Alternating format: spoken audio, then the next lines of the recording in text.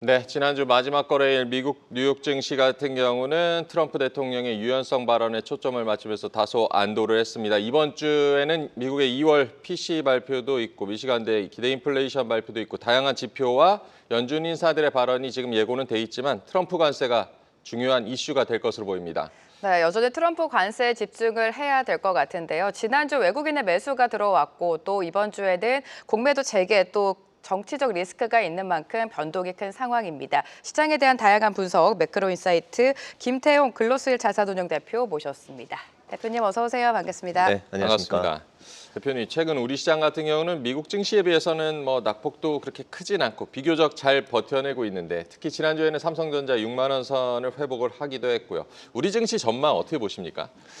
네, 완연한 이제 회복 장세가 아닌가 이렇게 생각이 듭니다. 네. 그래서 최근에 미국 시장이 많이 빠지기 때문에 한국도 불안하다고 생각하실 수는 있지만 예를 들어서 보시면 작년 같은 경우는 미국이 한 23% 올랐고 네. 다른 국가들도 많이 상승을 했는데 한국만 9% 빠졌습니다.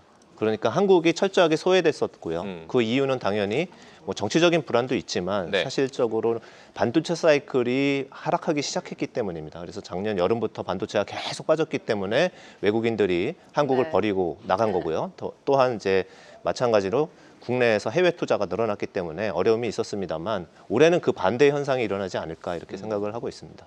네, 특징적이었던 게 국내 시장에 드디어 지금 외국인이 돌아와주고 있습니다. 지난주를 복귀해 보자면 그동안 워낙에 많이 빠졌고 계속해서 매도가 나왔던 삼성전자를 중심으로 매수세가 들어왔습니다. 지난주 주간 단위로 2.4조 원 정도 순매수를 하면서 이제 외국인이 매수로 방향을 튼 거 아닌가 이런 기대감이 좀 형성이 되고 있습니다. 어떻게 보십니까? 네, 사실 이제 조심스럽지만 외국인이 매수한 거는 거의 말씀하신 것처럼 네. 삼성전자 위주로 샀고요. 네. 그리고 한 2주 전부터 외국인이 매수하기 전까지 매도를 얼마나 했나 봤더니 거의 7조 원 가까이 벌써 연초 이후 매도를 했었습니다. 네, 매도했다가 갑자기 이제 반도체에 대해서 훈풍이 불어오고 그 다음에 이제 모건 스탠리 이런 리포트들이 삼성전자, 하이닉스를 상향 조정하는 리포트들이 나오고 이러다 보니까 굉장히 많이 비워놨던 한국의 반도체부터 매수하기 시작한 걸로 이렇게 보고 있습니다. 그래서 전체적으로 어떤 중요한 단초가 시작이 된 거고요. 그리고 이 기조가 계속될지는 좀 더 봐야 되겠지만 반도체 사이클은 특성이 한 번 돌면은요 1년 내내 계속 돕니다. 네. 그리고 빠지면은 1년 내내 빠지고 이런 특성이 있기 때문에 어느 정도 긍정적으로 방향성은 위로 잡혔다라고 봐도 될 것 같습니다. 네, 외국인이 추세적으로 반도체 매수로 가는지는 좀 더 봐야겠지만 어쨌든 분위기는 좋다고 봐야겠고요. 31일 다음 주에 이제 공매도 재개 이슈도 있는데요. 공매도 재개 시장 영향 같은 경우는 어떻게 보십니까? 네, 공매도 같은 경우는 일단은 공매도가 시작된다 그러면은 좀 두려워하지 않습니까? 그렇지만은 저희가 봤을 때 외국인들이 한국을 많이 떠났던 이유가 해지 수단이 없었기 때문에 그런 부분도 있습니다. 그래서 네. 제가 마침 주말에 이제 홍콩에 있는 해지펀드의 주요 매니저들하고도 통화를 해봤고 했는데 네. 전체적으로 다시 한국에 들어올 생각이 굉장히 많습니다. 그래서 지금 이제 생각했을 때 한국에 들어온다 그러면은 다시 공매도 치는 거 아니야? 이렇게 생각하실 수 있는데 그렇지 않은 부분이 분명히 긍정적인 부분이 있습니다. 뭐냐 하면은 미국에 되게 고평가돼 있는 그런 예를 들어 마이크론을 숏을 치고 한국의 삼성전자를 롱을 하고 이런 전략이 나올 수 있거든요. 네. 그리고 한국의 코스피 PER은 잘 아시다시피 9배 수준. 그러니까 굉장히 역사적으로도 저평가돼 있기 때문에 외국인들 입장에서는 분명히 좋은 먹잇감인데 위로 보는 수익이 날 수 있는 먹잇감인 거지 공매도 쳐서 고평가돼서 공매도 쳐서 공매도로 먹을 수 있는 먹잇감은 아니라고 생각이 듭니다.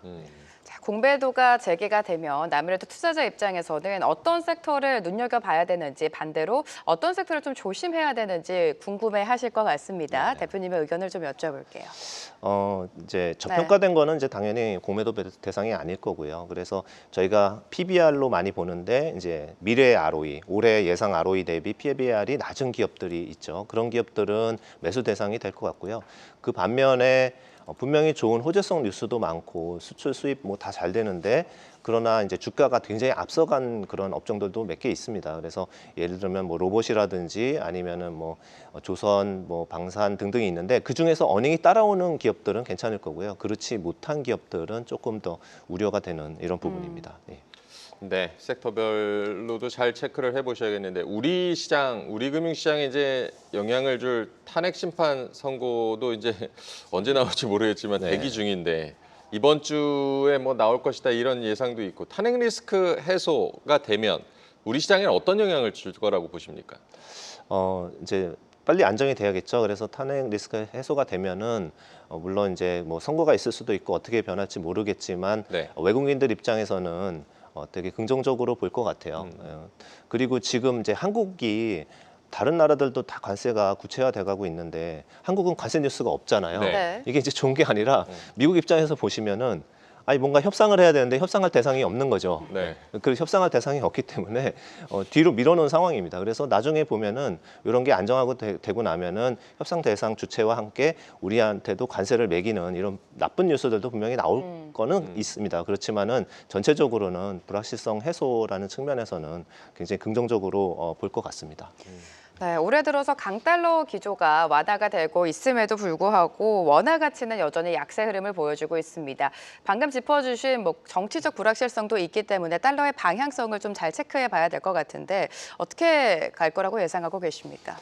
예, 뭐 환율 예측이 어렵지만 이제 달러의 상승 기조는 꺾인 거는 완연하거든요. 네. 예, 특히 이제 10년간 독주를 했었기 때문에 이제 달러가 꺾이고 있는 부분이 있고요.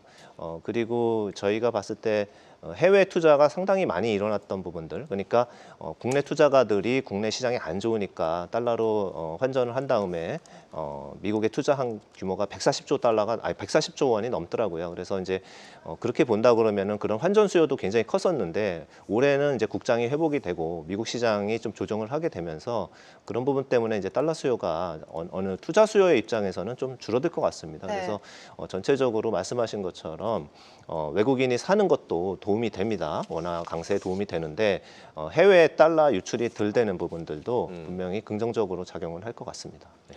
네, 환율도 잘 챙겨봐야겠습니다. 앞서 잠깐 말씀을 해주셨지만 최근 뭐 레거시 반도체 뭐 업황 회복 기대감이 커지고 있고요. 지난주에 마이크론 실적 같은 경우도 뭐 잘 나왔고 반도체 섹터 전반 이제 전망 같은 경우는 어떻게 보십니까?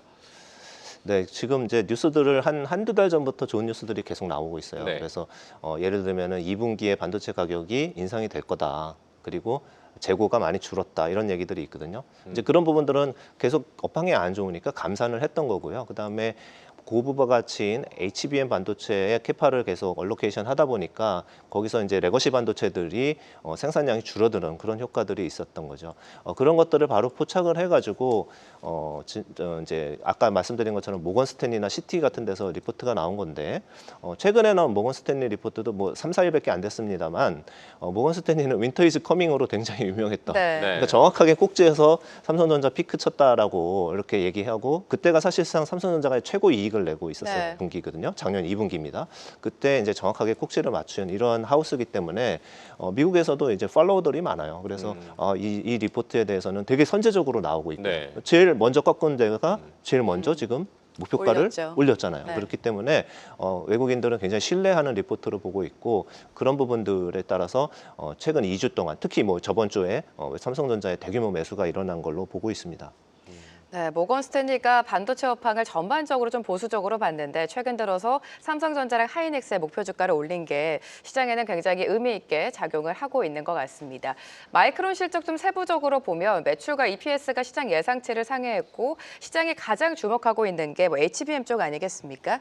올해 HBM 생산분이 뭐 완판됐다 이러한 이야기도 나오고 있고 데이터 센터 매출은 전년 대비해서 3배나 증가를 했다고 합니다. 그럼에도 불구하고 미국의 기술주죠. AI 반도체는 여전히 좀 하락세를 걸어가고 있는데 좀 과한 낙폭이다라는 지적들도 있습니다, 대표님. 네. 네. 마이크론이 실적은 사실은 좋은 실적을 냈거든요. 가이던스도 그렇게 나쁘진 네네. 않았습니다만 그래도 굉장히 기대치가 좀 높았던 것 같고요. 눈높이가 높다 보니까 마진율이 조금 나빠진다는 그러니까 생각보다 조금 둔화된다는 거 이런 부분들하고 이제 HBM에 대한 이제 기대치가 이미 많이 높았기 때문에 여기에 대한 약간 실망 매물이 있었던 것 같습니다. 그런데 제가 보기엔 사실은 이제 펀더멘탈리 보면은 8% 빠질 이런 이슈는 아니었어요. 뉴스도 아니었고 아웃룩도 괜찮았습니다만 의심스러운 거는 삼성전자를 매수하면서 마이크론을 반대 해치 포지션으로 잡은 게 아닌가 이런 느낌도 좀 있습니다. 그래서 아까도 처음에 공매도 제기되면은 그런 긍정적인 효과도 있을 거라고 말씀드렸지 네. 않습니까? 그런 플레이들이 이제 서서히 나오고 있는 게 아닌가라고 생각이 들고 있습니다. 네. 네, 요즘에 이제 미국 기술주가 좀 주춤한 사이에 중국 기술주로 좀 관심이 쏠리고 있는데요. 며칠 전에 이제 골드만삭스 같은 경우는 앞으로 5년간 발사될 7만 개의 저궤도 위성 중에서 5만 개 이상이 중국에서 나올 가능성이 있다. 뭐 이런 전망도 내놨고, 지금 우주항공 분야에서도 중국이 어떻게 보면 시장 주도권을 가져갈 수 있다고 보십니까? 이게 사실 제 전문 분야는 아닌데 네. 이런 질문이 있어서 이제 제가 좀 찾아보니까 중국은 벌써 뭐 화성에도 이제 세계에서 화성에 착륙한 국가는 이제 세 개밖에 없거든요. 근데 네. 중국이 이제 세 번째이고요. 뭐 달 착륙도 이제 그 반대편에 착륙한 거는 중국이 최초라고 그러고요. 그런 부분에 있어가지고 중국의 이제 기술은 굉장히 앞서 있다고 보고 있고요. 그리고 중국이 잘하는 기술이 굉장히 많습니다. 그래서 지금 다시 작년까지는 중국에 대해서 철저히 비판하고 소외시키다가 기술 몇 개를 보여주니까 이제 대단하다라고 완전히 기조가 바뀌고 있는데 네. 실질적으로 우리가 간과했던 게 중국이 1, 2위 하고 있던 것들은 예를 들어 드론이라든지 뭐 AI 기술이라든지 아니면 자율주행 또는 로봇은 압도적입니다. 뭐 이런 기술들에서 글로벌 탑을 이미 달리고 있습니다. 그리고 원가 구조가 너무 좋기 때문에 네. 제가 이제 연초에 아마 한경 TV에 나왔어서도 중국과 항생 테크를 좀 주목해야 된다라고 좀 네. 말씀드렸던 게 바로 이런 기업들이 할 수 있는 부분이 컸기 때문이거든요. 그리고 이제 말씀하신 것처럼 그런 기술을 봤을 때 중국의 우주항공 기술도 국가 육성 사업 5대 품목 중에 들어갑니다. 그렇기 때문에 이 부분도 눈여겨 보셔야 될 거라고 이렇게 생각하고 있습니다. 네, 지금 중국이 뭐 반도체, 우주항공까지 계속해서 시장의 경쟁력을 강화시키고 있습니다. 트럼프 관세라는 불확실성이 여전히 있고 이제 4월 2일도 다가오는 시점에서 파월 의장의 발언을 좀 체크를 해보도록 하겠습니다. FOMC 이후 인터뷰에서 경제 충격은 없고 관세 영향은 좀 일시적일 것이다라고 발언을 했음에도 불구하고 불확실성이라는 단어를 무려 16번이나 언급을 했다고 합니다. 침체까지는 아니지만 여전히 경기 둔화에 대한 우려는 있는 것 같아요, 대표님. 네. 네. 저도 이제 침체 확률이 굉장히 낮다라고 좀 생각을 하고 있습니다. 지금 이제 시장이 두려워하고 있는 거, 그 다음에 경기가 둔화가 되고 있는데 지금 굉장히 시장에서 이거 굉장히 위험하다고 평가하고 있는 부분은 뭐냐면 실제 시장이 망가졌다는 데이터, 하드 데이터라고 표현하는 통계 데이터는 아직은 없어요. 그냥 그 시나리오를 지금 계속 그리고 있는 거예요. 지금 네. 관세가 상호 관세 가고 공략했던 것보다 좀 높게 25%까지 간다 그러면은 이게 전체에서 차지하는 비중이 굉장히 높기 때문에 이게 소비가 위축이 될 거다. 그 다음에 상호 관세, 그러니까 그 보복 관세가 있기 때문에 영향을 받을 거다라는 부분들이 어느 정도 과도하게 반영이 돼 있는 게 맞습니다. 네. 그래서 지금은 굉장히 나쁜 얘기 위주로 먼저 얘기를 했거든요. 그런데 뒤에 좋은 얘기가 있습니다. 근데 좋은 얘기에 대해서는 일단은 나쁜 얘기가 해결이 안 됐기 때문에 지금 확정을 못 짓고 있는 거거든요. 그래서 다시 말씀드리면은 관세율이 이제 4월 2일 날 상호 관세 및 전체적으로 종합적으로 구체적인 내용이 나오면은 그 이후에는 불확실성이 좀 해소가 되면서 그 다음에 결정할 수 있는 부분들이 뭐냐 하면은 기업 감세입니다. 그래서 이건 다 공약에 있었던 겁니다. 그래서 기업 감세를 해줄 거고요. 그 다음에 지금 지준율이 되게 높아요. 초과 지준이, 그러니까 은행들이 연준에 맡겨놓은 지준율이 너무 높습니다. 그렇기 때문에 이 부분들도 완화해 줄 거고요. 그리고 마지막으로 금리 인하라는 포인트가 또 있습니다. 그래서 파월 풋이라고도 하고 또는 트럼프 풋이라고도 하잖아요. 이런 부분들은 조금 있다가 관세가 확정되고 난 다음에 볼 수 있는 부분들이 있습니다. 그래서 하향 일변도로 보시기보다는 이렇게 주가가 미국이 많이 빠졌을 때는 오히려 리스크를 기회로 삼는 네. 이런 트럼프 풋이나 풋이 분명히 나온다라는 부분들을 이제 영리하신 분들은 미리부터 준비를 하실 필요가 있다 이렇게 생각합니다. 네, 트럼프의 그 상호관세 발표 4월 2일이니까 이제 열흘 정도 한 주 앞으로 다가와 있는데요. 이런 가운데 뭐 EU 같은 경우 보복 관세를 유예하기도 했고, 미국은 또 중국과의 뭐 정상회담 분위기도 조성을 하고 있고, 상호관세 부과가 뭐 일종의 뭐 전략, 협상용 카드라고 보십니까? 협상용 카드는 맞는데요. 네. 그전처럼 쉽게 물러날 것 같지는 않은 부분이 뭐냐면 왜 이렇게 세게 나가냐면은 이게 우리가 아플 때 백신 맞으면은 처음 맞으면 이제 효과가 있는데 2차 백신부터는 조금 효과가 반감되잖아요. 네. 예측이 되기 때문에 저항력이 생기고 이런 부분들이에요. 그러니까 EU나 다른 국가들, 중국이나 이런 국가들이 일기 때 봤거든요. 실질적으로 관세로 위협을 하고서 마지막에 갔을 때는 많이 유예를 해주고 낮춰줬기 때문에 결국은 협상용이라고 생각합니다. 그런 걸 너무나 트럼프가 잘 알고 있기 때문에 네. 그냥 또 한 번의 협상용이라고만 생각하면은 이게 안 먹히겠다고 생각하기 때문에 지금 강하게 나가고 있고요.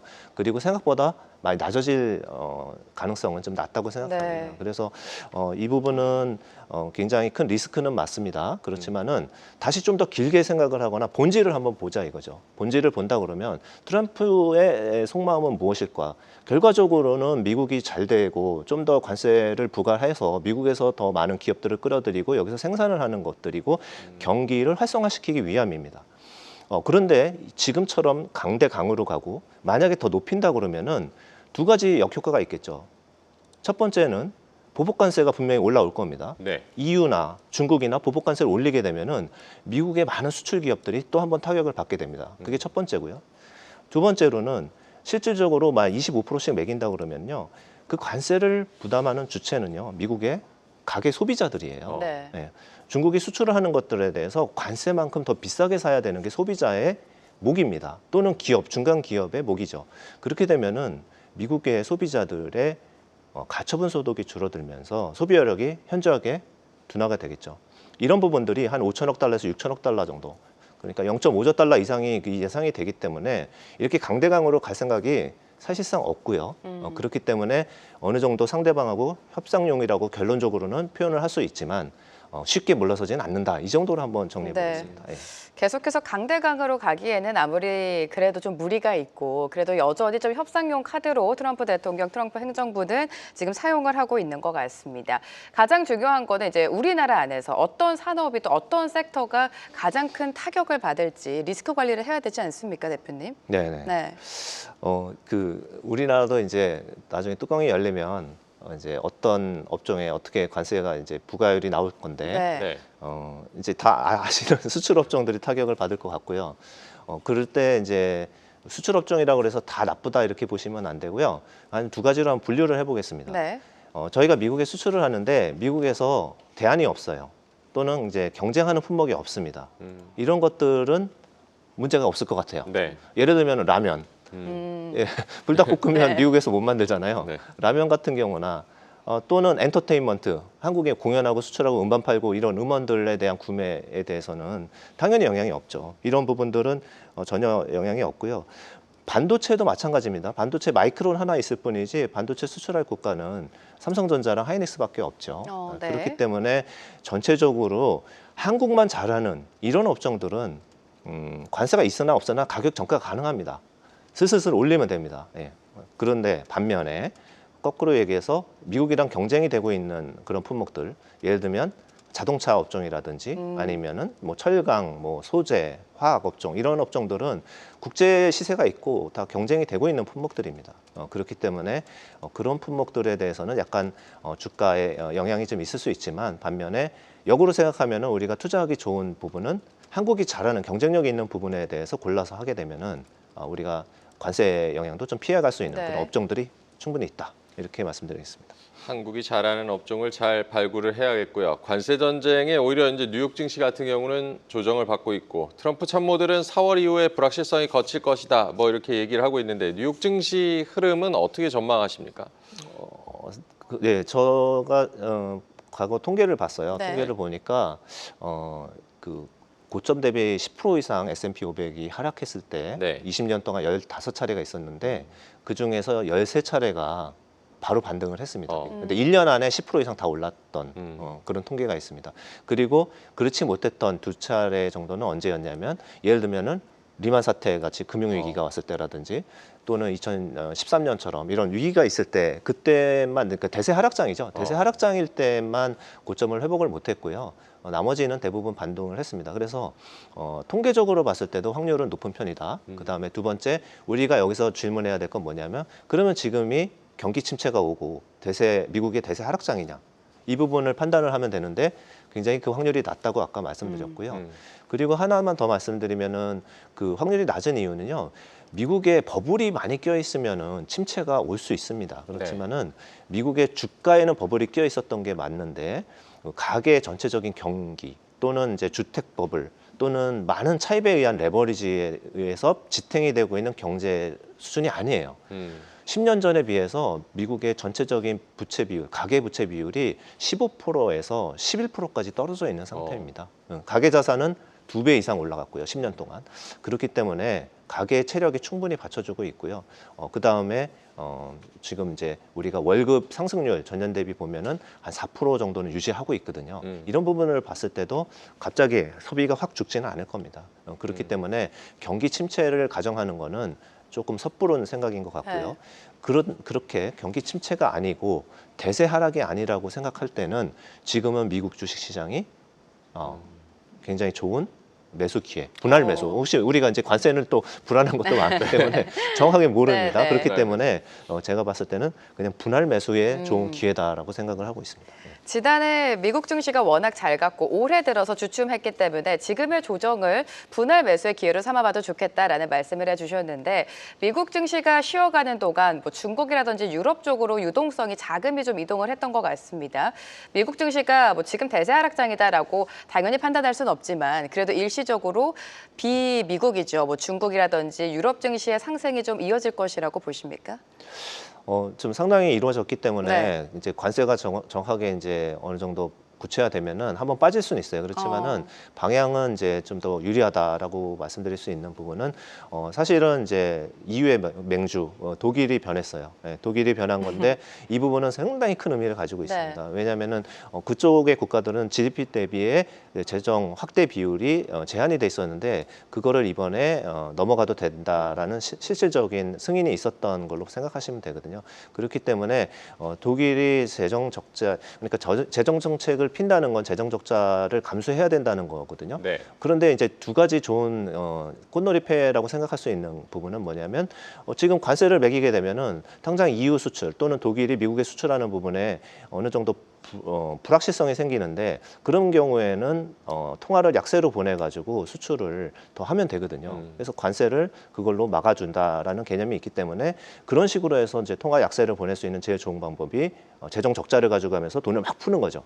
그렇기 때문에 EU에 돈이 막 풀리게 되면은 전체적으로 통화만 약세로 가는 게 아니라 네. 주식시장은 또 긍정적으로 작용하게 됩니다. 그게 이제 우리가 인도에서도 많이 봤었고요.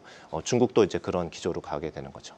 네, 독일이 이례적으로 재정을 확대했다는 건 당연히 의미가 있고 지금 뭐 미국 증시를 바라보실 때 분할 매수도 하나의 기회다, 하나의 옵션이다라고 언급해 주시지 않았습니까? 그렇게 된다면 반면에 한국 증시의 매력도는 어디까지 보십니까? 저희 시장은 매력도가 좀 높습니다. 왜냐하면은 가장 싼 시장 중에 하나, 그 다음에 반도체가 중요한 국가인데 반도체 바닥론이 이제 시작이 됐다라는 두 가지로 요약을 한다고 그러면은 한국 시장도 다른 국가 못지않게 좋은 수익률이 날 것 같습니다. 반도체 바닥론과 함께 한국 증시의 매력이 굉장히 높다라고 언급을 해주셨는데 이제 뭐 3월 내내 참 많은 변수가 이제 변동성을 키우고 있는데 여전히 이제 뭐 시장에 부담되는 이슈들을 앞서서 언급을 해주셨고 시장 대응은 어떻게 하면 좋겠습니까? 아까도 말씀드린 것처럼 이게 대세 하락기가 아니에요. 네, 그렇기 때문에 이렇게 빠지는 그 나쁜 뉴스들이 있을 때는 오히려 매수로 대응해도 좋은 시장이라고 좀 생각이 합니다. 그리고 제가 말씀드린 것처럼 미국에서는 금리 인하, 그 다음에 미국 은행 규제를 완화해서 돈을 풀 수 있고요. 그리고 마지막으로 다른 다양한 정책들 중에서 이제 관세에 대한 우려가 없어지는 이런 국면으로 지나가기 때문에 지금 이제 전체적으로는 좋은 시장이라고 생각하고 있습니다. 네. 네, 대세 하락기가 아니다. 관세 우려가 곧 거칠 것이기 때문에 시장 환경은 좋을 것이다라고 전망을 해주셨습니다. 오늘 김태용 그로스힐 자산운용 대표와 함께했습니다. 고맙습니다. 맞습니다. 네, 감사합니다. 계속해서 다양한 경제 이슈를 알고 싶다면 구독과 좋아요, 알림 설정 부탁드립니다. AI 캐스터 권미정이었습니다.